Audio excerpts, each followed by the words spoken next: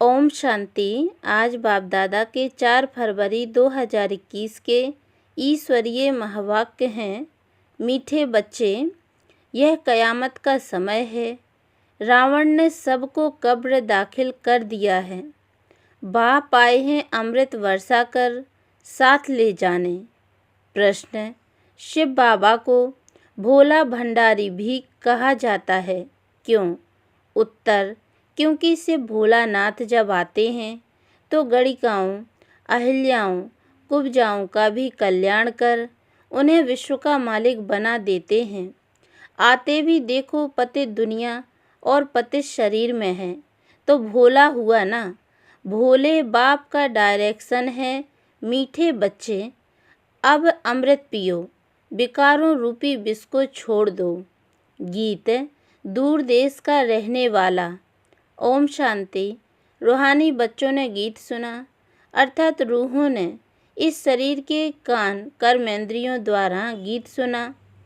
दूर देश के मुसाफिर आते हैं, तुम भी मुसाफिर हो ना। जो भी मनुष्य आत्माएं हैं वह सब मुसाफिर हैं। आत्माओं का कोई भी घर नहीं है। आत्मा है निराकार। निराकारी दुनिया में रहने वाली निराकारी आत्माएं हैं। उसको कहा जाता है निराकारी आत्माओं का घर। देश व लोक, इनको जीव आत्माओं का देश कहा जाता है। वह है आत्माओं का देश।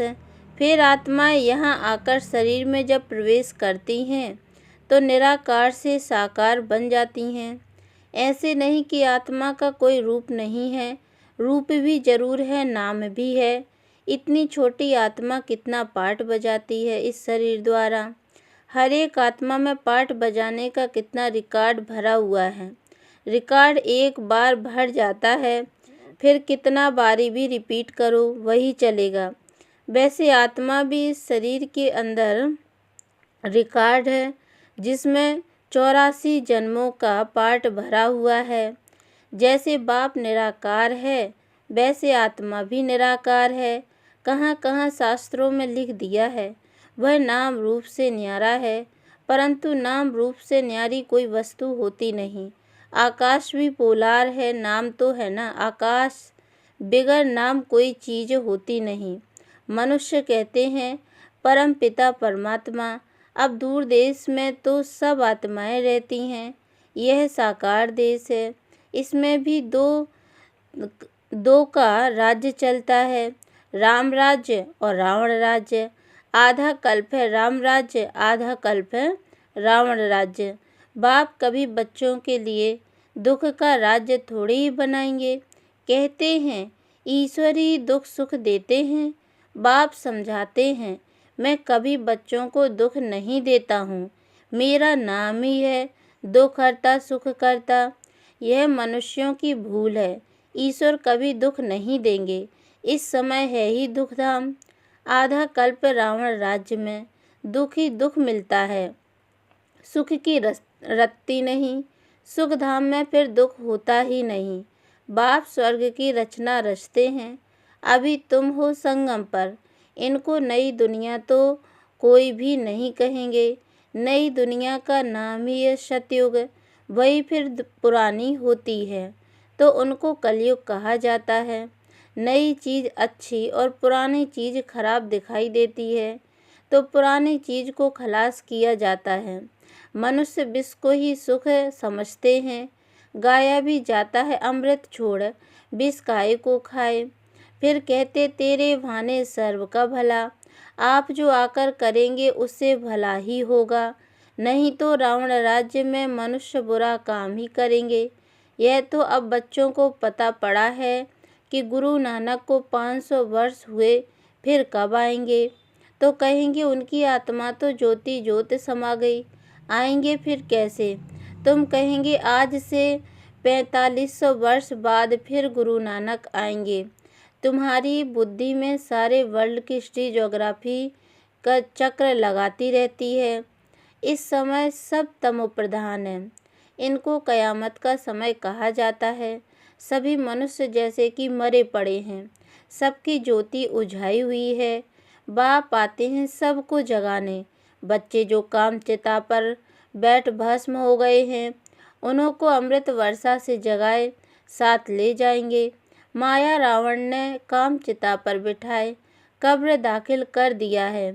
सभी सो गए हैं, अब बाप ज्ञान अमृत पिलाते हैं। अब ज्ञान अमृत कहाँ और वह पानी कहाँ। सिख लोगों का बड़ा दिन होता है तो बड़े धूमधाम से तालाब को साफ करते हैं, मिट्टी निकालते हैं। इसलिए ही नाम ही रखा है अमृतसर, अमृत का तालाब। गुरु नानक ने भी बाप की महिमा की है। खुद कहते हैं एक ओंकार सतनाम, वह सदैव सच बोलने वाला है। सत्यनारायण की कथा है ना। मनुष्य भक्ति मार्ग में कितनी कथाएं सुनते आए हैं। अमर कथा, तीजरी की कथा।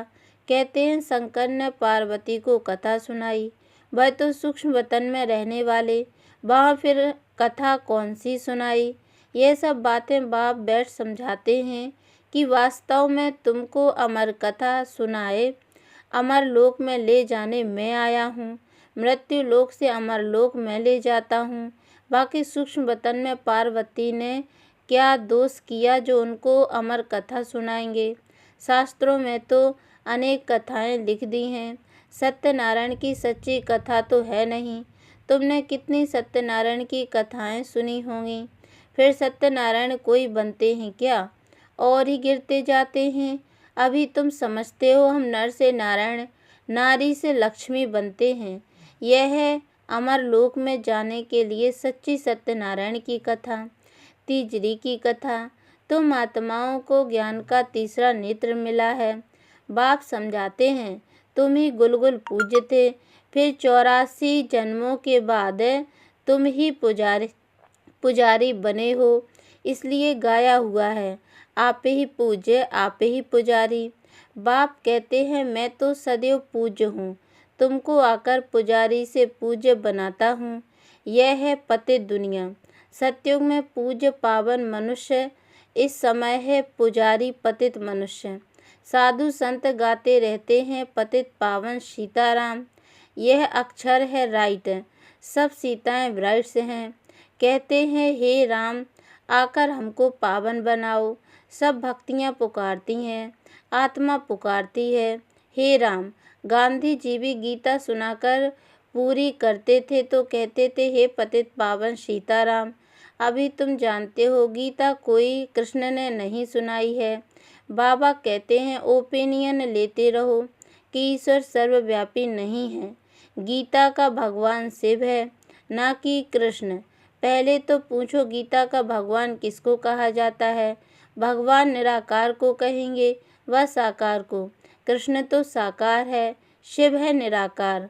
वह सिर्फ इस तन का लौन लेते हैं, बाकी माता के गर्भ से जन्म नहीं लेते हैं। शिव को शरीर है नहीं, यहाँ इस मनुष्य लोक में स्थूल शरीर है। बाप आकर सच्ची सत्यनारायण की कथा सुनाते हैं। बाप की महिमा है पतित पावन, सर्व का सद्गति दाता, सर्व का लिबरेटर, दुख हरता सुख करता। अच्छा सुख कहाँ होता है, यहाँ नहीं हो सकता। सुख मिलेगा दूसरे जन्म में, जब पुरानी दुनिया खत्म हो और स्वर्ग की स्थापना हो जाएगी। अच्छा लिबरेट किससे करते हैं, रावण के दुख से।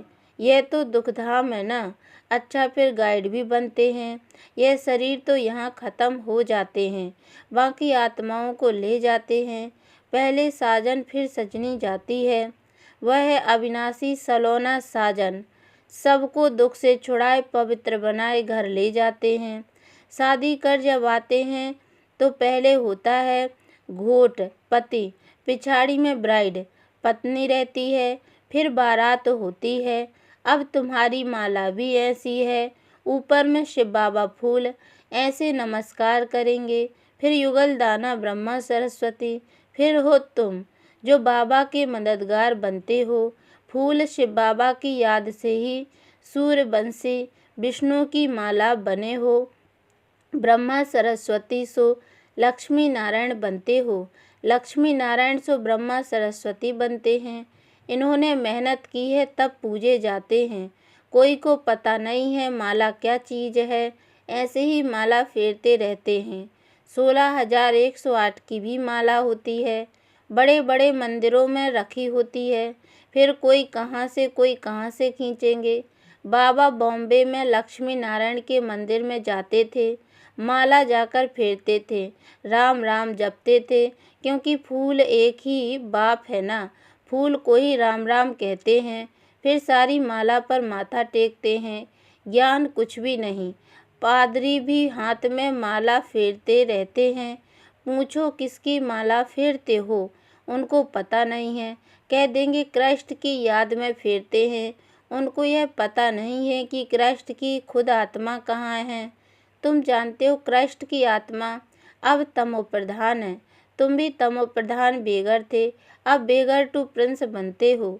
भारत प्रिंस था, अभी बेगर है, फिर प्रिंस बनते हैं। बनाने वाला है बाप। तुम मनुष्य से प्रिंस बनते हो। एक प्रिंस कॉलेज भी था जहाँ प्रिंस प्रिंसेस जाकर पढ़ते थे। तुम यहाँ पढ़कर 21 जन्म के लिए स्वर्ग में प्रिंस प्रिंसेस बनते हो। यह श्री कृष्ण प्रिंस है ना, उनके 84 जन्मों की कहानी लिखी हुई है। मनुष्य क्या जाने, यह बातें सिर्फ तुम जानते हो। भगवान वाच, वह सबका फादर है। तुम गॉड फादर से सुनते हो। जो स्वर्ग की स्थापना करते हैं उसे कहा ही जाता है सचखंड। यह है झूठखंड। सचखंड तो बाप स्थापन करेंगे, झूठखंड रावण स्थापन करते हैं। रावण का रूप बनाते हैं, अर्थ कुछ नहीं समझते। किसको भी पता नहीं है कि आखिरीन भी रावण है कौन, जिसको मारते हैं फिर जिंदा हो जाता है। वास्तव में 5 विकार स्त्री के, 5 विकार पुरुष के, इनको कहा जाता है रावण। उनको मारते हैं, रावण को मारकर फिर सोना लूटते हैं। तुम बच्चे जानते हो, यह है कांटों का जंगल। बॉम्बे में बबूलनाथ का भी मंदिर है। बाप आकर कांटों को फूल बनाते हैं।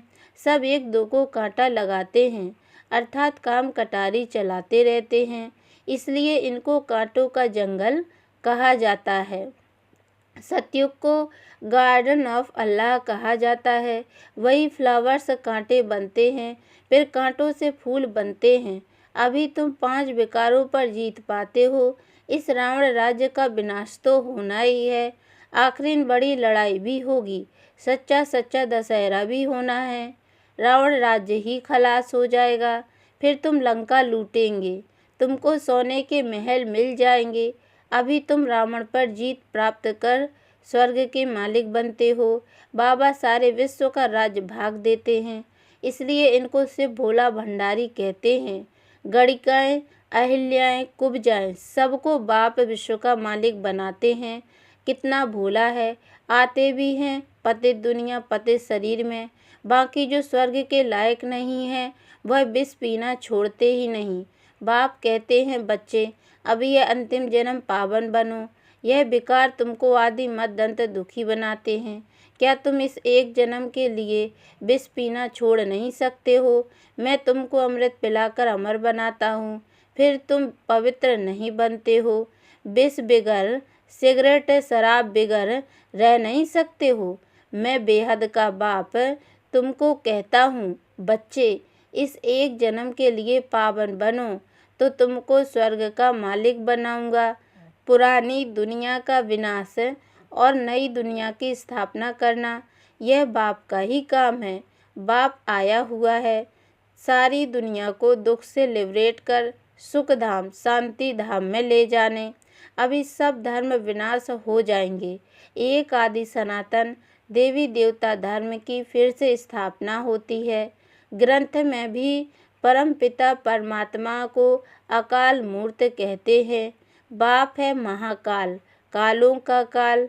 वह काल तो एक दो को ले जाएंगे, मैं तो सभी आत्माओं को ले जाऊंगा, इसलिए महाकाल कहते हैं। बाप आकर तुम बच्चों को कितना समझदार बनाते हैं। अच्छा, मीठे मीठे सिक्की लदे बच्चों प्रति माता पिता बाप दादा का याद प्यार और गुड मॉर्निंग। रूहानी बाप की रूहानी बच्चों को नमस्ते, और हम रूहानी बच्चों की ओर से भी रूहानी माता पिता बाप दादा को याद प्यार और गुड मॉर्निंग बाबा नमस्ते।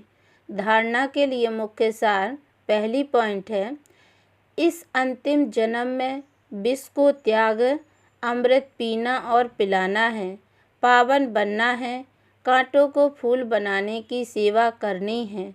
दूसरी पॉइंट, विष्णु के गले की माला का दाना बनने के लिए बाप की याद में रहना है, पूरा पूरा मददगार बन बाप समान दुख हरता बनना है। वरदान, ड्रामा की ढाल को सामने रख खुशी की खुराक खाने वाले सदा शक्तिशाली भव। खुशी रूपी भोजन आत्मा को शक्तिशाली बना देता है। कहते भी हैं खुशी जैसी खुराक नहीं। इसके लिए ड्रामा की ढाल को अच्छी तरह से कार्य में लगाओ। यदि सदा ड्रामा की स्मृति रहे तो कभी भी मुरझा नहीं सकते, खुशी गायब हो नहीं सकती, क्योंकि यह ड्रामा कल्याणकारी है। इसलिए अकल्याणकारी दृश्य में भी कल्याण समाया हुआ है, ऐसा समझ सदा खुश रहेंगे। स्लोगन, पर चिंतन और पर दर्शन की धूल से दूर रहने वाले ही सच्चे अमूल्य हीरे हैं। ओम शांति।